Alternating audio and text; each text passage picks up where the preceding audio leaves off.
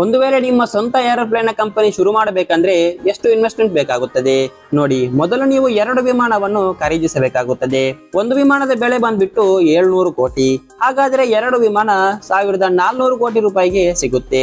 ನಂತರ ನಿಮಗೆ 2 ಪೈಲಟ್ ಅನ್ನ ಹೈರ್ ಮಾಡಬೇಕಾಗುತ್ತದೆ.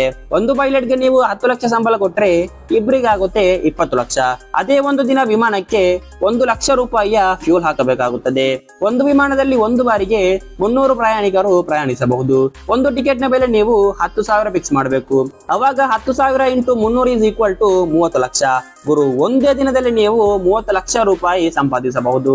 ಇದೇ ರೀತಿ ನೀವು ದಿನಕ್ಕೆ 5 ಟ್ರಿಪ್ ಹಾಕಿದರೆ ದಿನಕ್ಕೆ 1.5 ಕೋಟಿ ರೂಪಾಯಿ ಸಂಪಾದಿಸಬಹುದು. ಆದ್ರಿಂದ ಬ್ರೋ, ಇವಾಗ ಮಾರ್ಕೆಟ್ ಅಲ್ಲಿ ಏರೋಪ್ಲೇನ್ ಸೇಲ್ ಮಾಡುವಂತಹ ಬರೀ 2 ಕಂಪನಿ ಇದೆ, ಒಂದು ಬೋಯಿಂಗ್ ಮತ್ತೊಂದು ಏರ್ ಬಸ್.